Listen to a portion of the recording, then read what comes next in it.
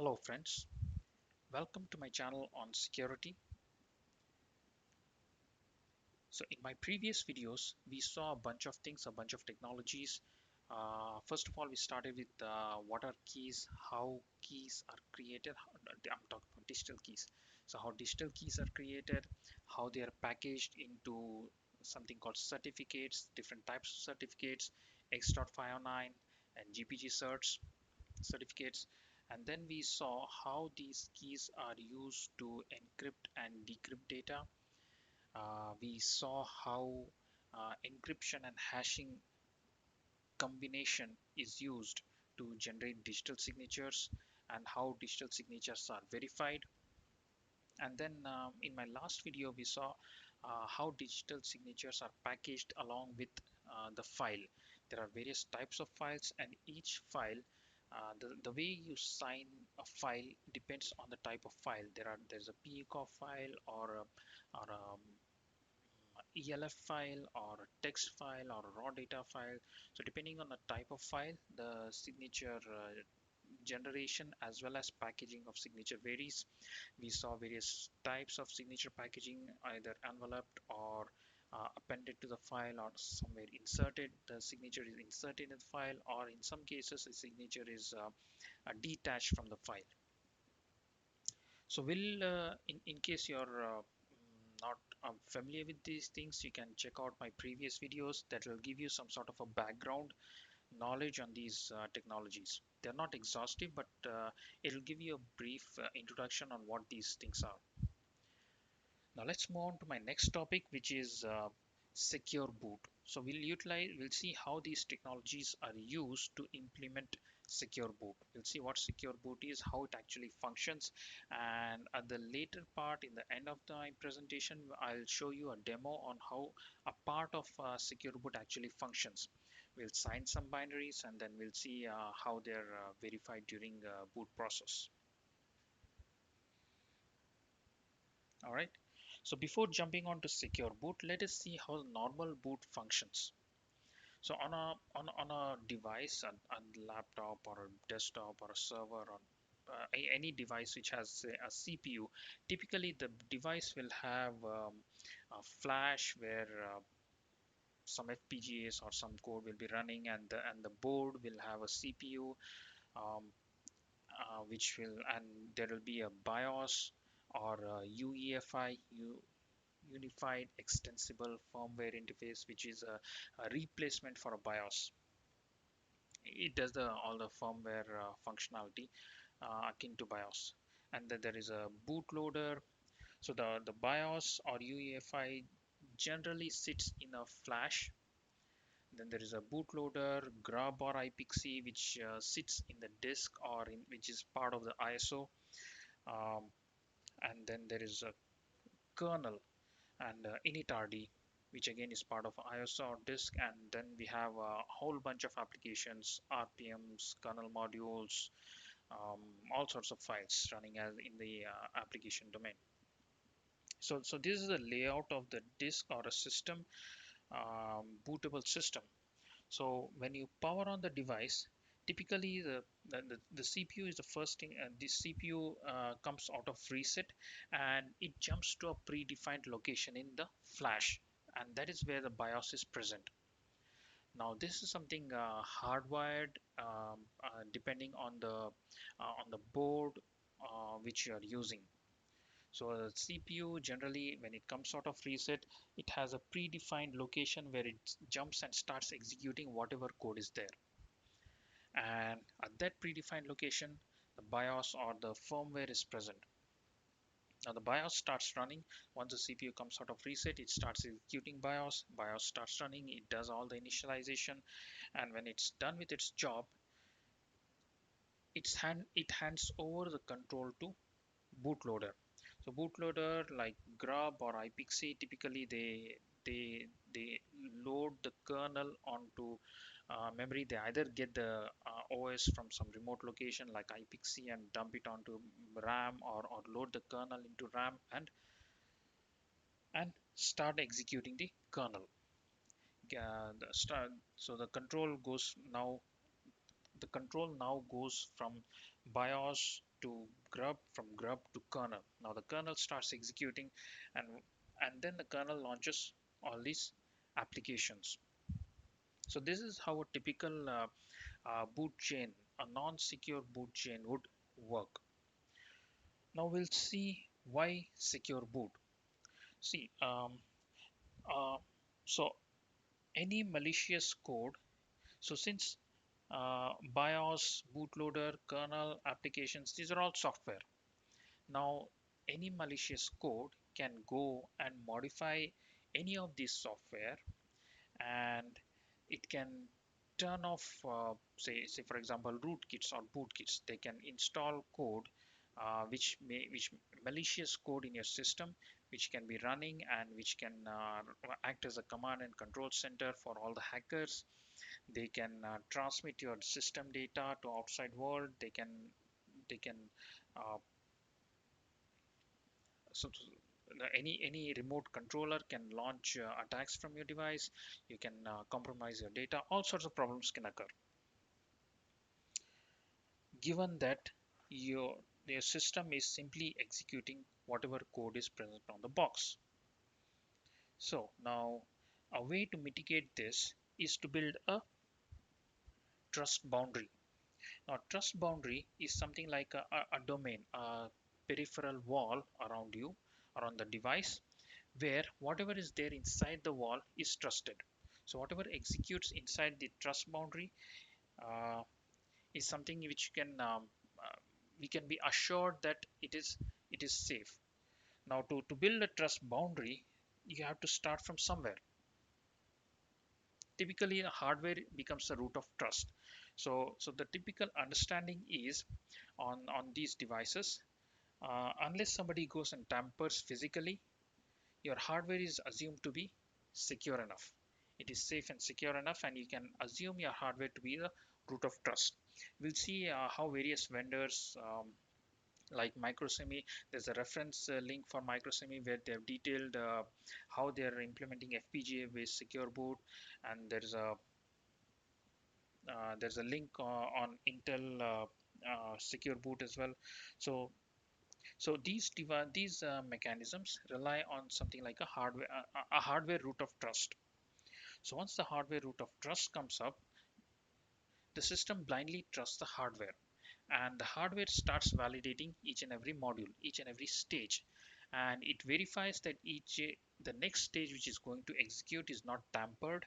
It verifies, and then once it makes sure that the next stage is fine, it starts executing that stage. So this is how the secure boot chain works. We'll see in detail what exactly happens. So this is typically a typical secure boot system.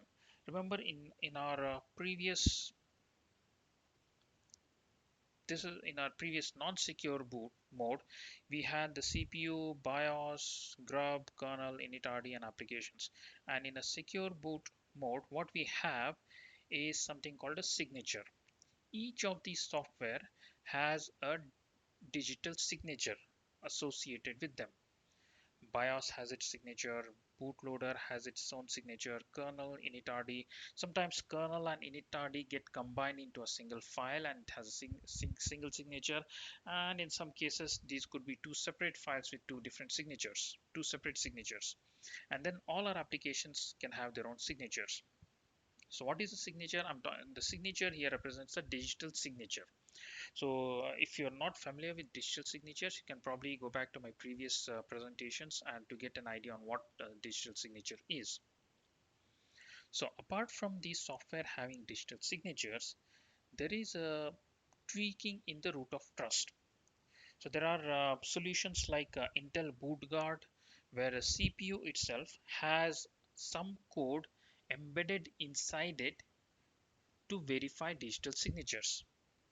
And in case of micro semi FPGA based solution, there is some code, trusted code sitting in some flash or some location which can verify a digital signature. So what we start with is a secure boot boundary or a trusted domain. If you see here, so when my system is addressed, I know that this physical device, the CPU, whatever, assuming the CPU itself is not tampered, I can take it as my trusted domain, trust boundary. Now, whatever code is there inside the CPU, the verifier code, I can trust it. So my CPU or my flash acts as my root of trust. So what happens when I power up? As usual, so once the CPU is powered up, there is some code running embedded inside the CPU or inside the flash, which does the first level of signature verification. It verifies the signature of BIOS or UEFI firmware. Now, to verify signature, you need to have keys. Now, these keys could be installed in the CPU itself to start with, or they could be installed in some other location on the board.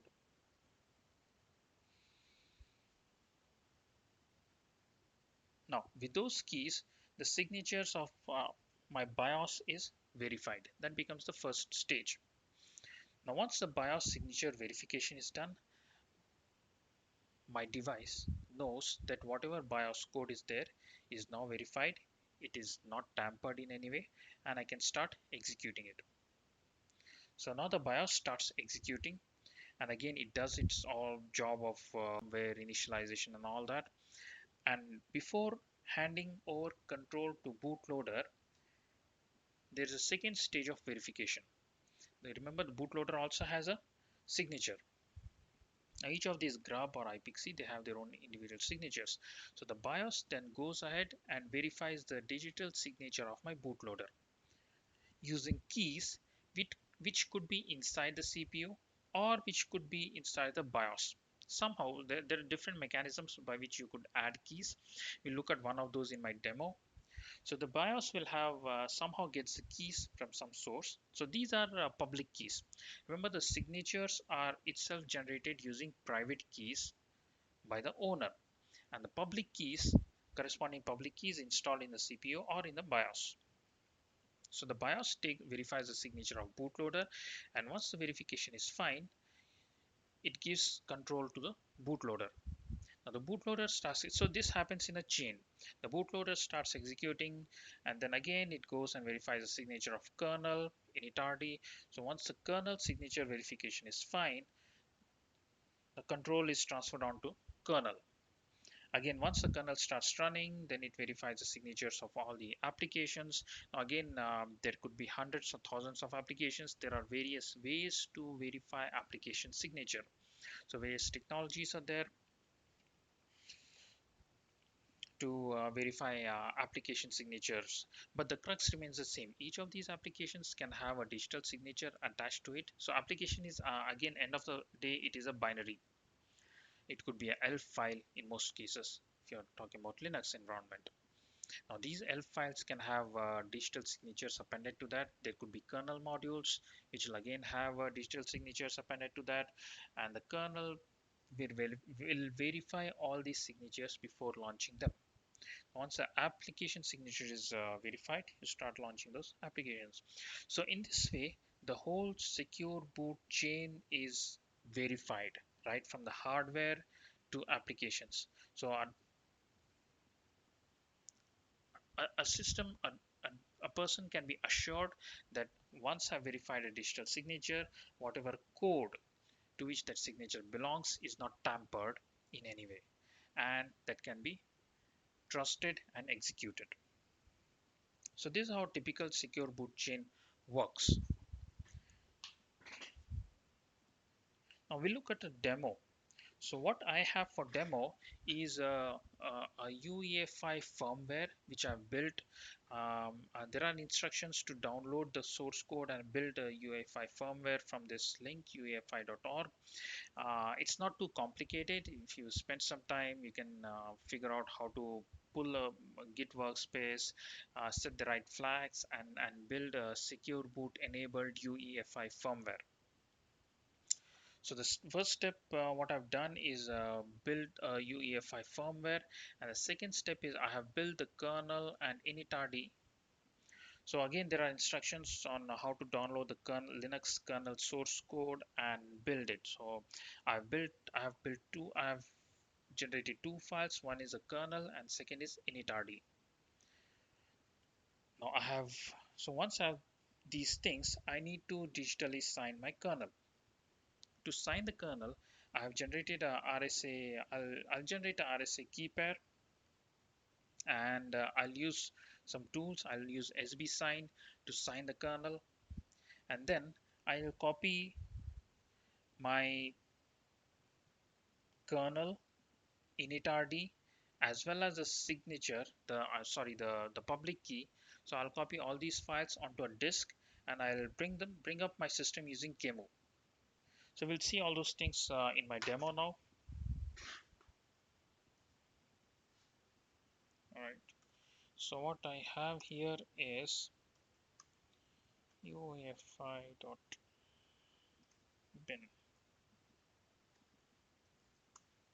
So this is my firmware file. Then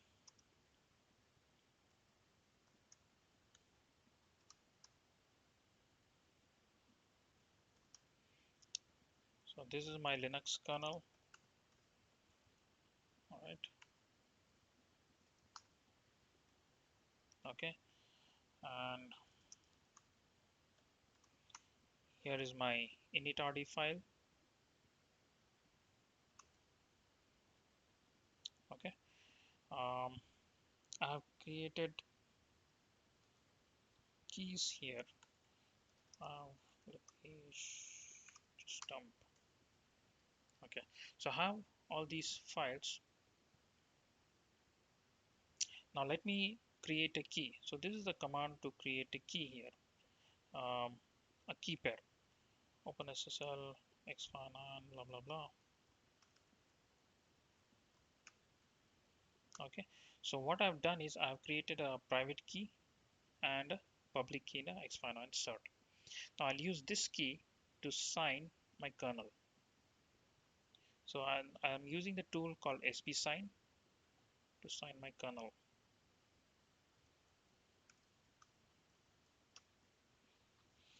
SB sign, use my private key and use my public key in my public cert, and output is bz image signed. Input is unsigned kernel. Output is a signed kernel and input is unsigned kernel. Let me rename it to bz image underscore signed dot bin. Okay, now I have signed my kernel.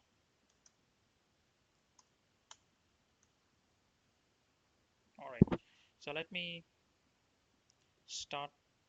So before bringing on a system, I need to create a disk where I can copy the kernel and initrd and the public key onto the disk. So I used guestfish. Okay. Now the key I created is in PEM format. I need to convert it into dir format. So there's a command to do that because the firmware, UEFI firmware, supports importing only dir certificates. So I provide a PEM certificate as input and generate a dir certificate. Okay. Now I need to create guestfish. So I use guestfish to create a disk.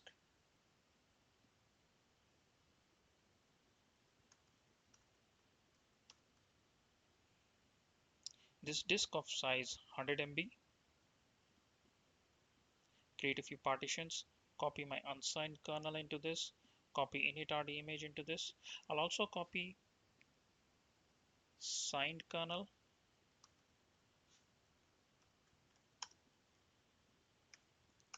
Signed. And I'll copy my key.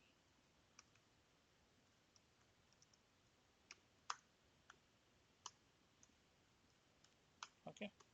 Now my disk has unsigned kernel, uh, signed kernel, initrd, and a public key. So now let me run the system. We'll first boot the system in unsigned in insecure mode, where I can use my unsigned kernel to boot it. Then we'll enable secure boot, and We'll see what happens. All right. So I'm using Kemu. BIOS is UEFI.bin. This is the one we saw, right? Yeah, BIOS is UEFI.bin and minus HDA disk1.img. This is the one which I've created now. Just now it has all these four files. Memory 22 GB.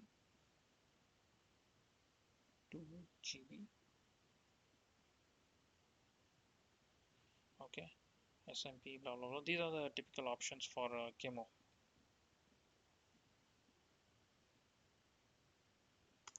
I run this. Kemo starts running, and the BIOS comes up. Tiana Core is my the UEFI firmware. I'm hitting escape so that it falls back to uh, setup mode prompt. So this is my setup mode of BIOS. Okay, I go to boot manager, go to EFI shell, and this is a file system which I've added fs0 colon, and I gave dir. I have bz image unsigned, initrd, signed, and public key. So these are the files which I have. Right now I'm running in the firmware context, that is UEFI firmware context. From here I'm going to launch the kernel. So to launch the kernel, it's simple. You simply call bz image unsigned minus initrd is initrd.img. Launch the kernel. Kernel is bz image, and provide this as my initrd file. So let's see what happens. Remember, this is in non-secure boot mode. My kernel starts running.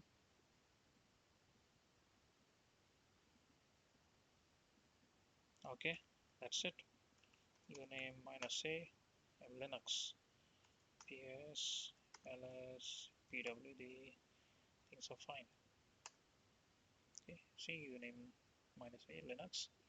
All right, so my OS has booted now in non-secure mode. So let me just kill this. Now I'm going to boot this in secure boot mode. Again, I start Kemo. I'm hitting escape so that it takes me to a setup mode. All right, there you go. Just make it a bit bigger so that it's clear. Now go to device manager, secure boot configuration, go to secure boot mode, custom. So first thing I need to do is to enable secure boot. Now to enable secure boot, I need to install the public keys which will be used to verify signatures. So that's exactly what I'm doing here. Go to custom secure boot mode. So there are various kinds of keys here. PK is a platform key, which is a master key for the system. KK, key exchange key. The key exchange key establishes a trust between the device and the operating system, the BIOS and operating system. DB key is a list of is a whitelist keys.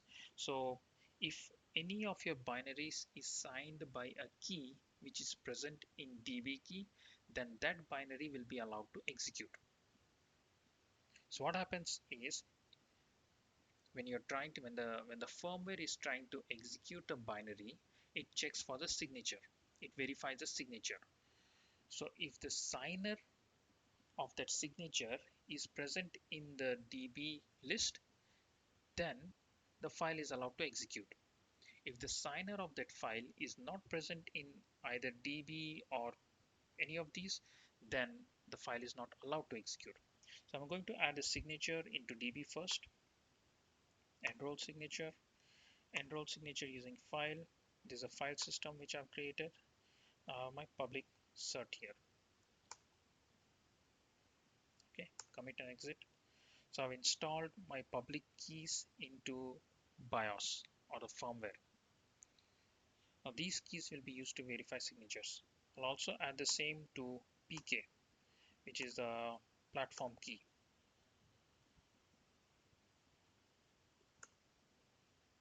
Enroll. Okay. Now I added my keys to the firmware. Let's go back and see. Secure boot is enabled. Okay. Now let's go back to the menu, boot manager, EFI shell. Okay. FS0 is my file system. So let me try to run my unsigned image now and see what happens. Dz image unsigned minus initRD is initRD.img. So I'm running the same command which I ran earlier. The difference is now I have enabled secure boot and I have also added the keys, the public keys which will be used to verify signatures. But my kernel is not signed right now. So let me just run this. You see there? Security violation. Because my kernel is unsigned, it does not allow me to execute that. Now, in case if my kernel is signed but tampered, some malicious changes happened, then the digital signature verification will fail. And in that case as well, the binary will not be allowed to execute. So this is how the digital signature. So we are at this stage of the UEFI firmware trying to verify signature of kernel. And if you want to see the code which does this actual verification, is there in this function DXE image verification handler. You can go back and I can quickly show you. Okay, so but before that, let me just run this. Now let me run my signed kernel. Dz image sign.bin minus initRD is initRD.img. So now I'm invoking a signed kernel with initRD. So let's see what happens. Secure boot enabled. There you go. My system starts running. The kernel starts to boot. There you go. PWD, ls, things are all there. Okay. Now my system is up and running. So let's spend a moment to see the code which verifies the signature. If you look at, so the function which verifies the signature is DXC image verification lib. Now if you open this, this is a file where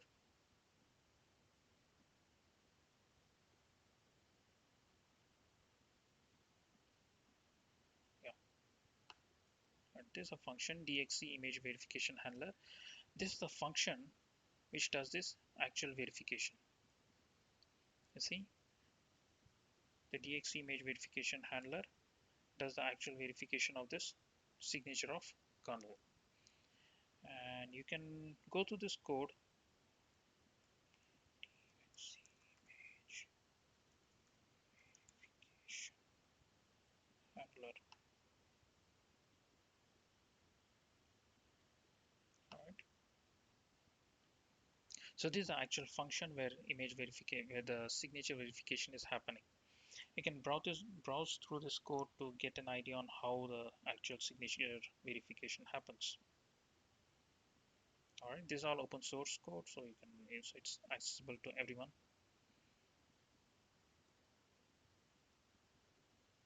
All right.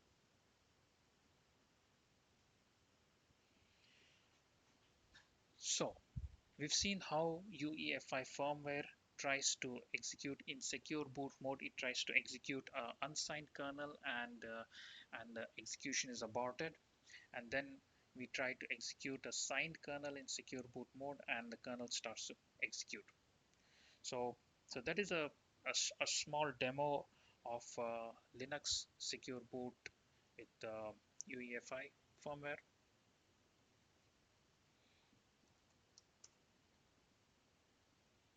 Okay, just kill it. So these commands are there in the description of my presentation.